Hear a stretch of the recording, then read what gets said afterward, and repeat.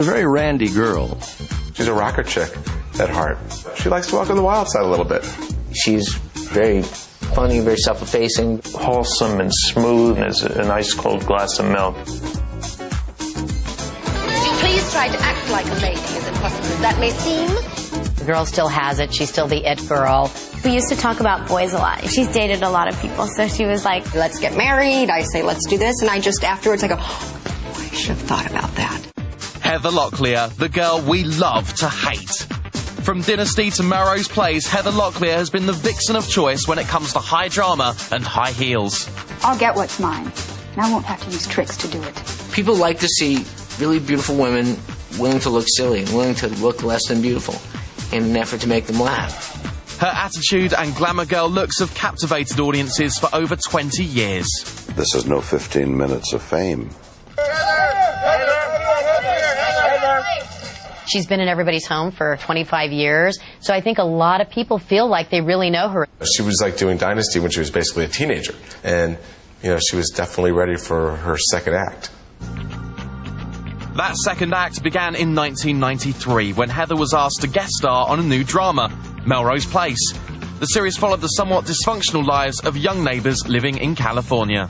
Put her on Melrose Place was one of the great unexpected choices and moves. Melrose Place was not strong in the ratings. We were looking for something to give us a little pops. She was a star, and we were hoping that she'd come in and help the ratings. I couldn't believe I got asked. I thought it was probably beyond anything doing ever work again. And I just wanted to make sure with Erin Spelling, I wanted to make sure she was a woman, where these were kids at 20, that I was in the business world, that I, knew what I was talking about, but just being a strong woman. I don't have any friends anymore, and I don't need you poking around my life.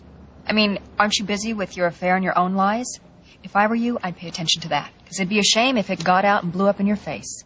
Melrose Place was conceived to be a lot more, it was sort of a very earnest show. It was a little bit like, 30-something for 20-somethings.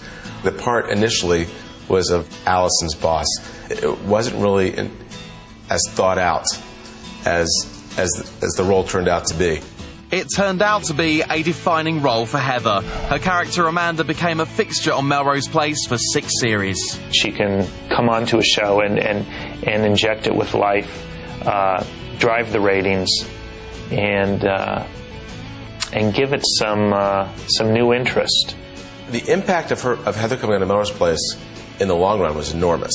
She really became the first kind of real antagonist or, villain on the show. She always feels that she's completely in the right. It was my fault. You said so yourself.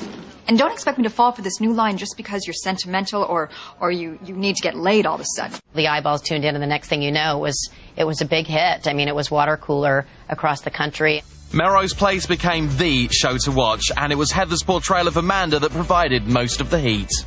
When Heather came on, she brought this kind of nighttime soap pedigree with her. And for me, that gave us permission to sort of go in that direction. We began to have a lot more fun with all of our storylines. Her vixens were always likable, I think, because they put her in the right skirts. So that was her redeeming quality, and that's really the key to her success on that show. She knew right away that the trap in the Melrose Place script was to play arch, to play nasty. And I think people like to see cat fights and women fights and, just like how Dynasty had its era and it was Joan Collins and Linda Evans fighting, and I think they love that. And this is just hilarious to watch women in high heels tumble around. It's like a nice mud fight. When the network moved the show to a different night, they came up with a slogan that capitalized on her appeal. She was the bitch. And they had huge posters all over Los Angeles. I remember at the time, just like about the biggest posters I'd seen, and with Mondays Are a Bitch right under Heather's picture. I just tried to make her real and strong.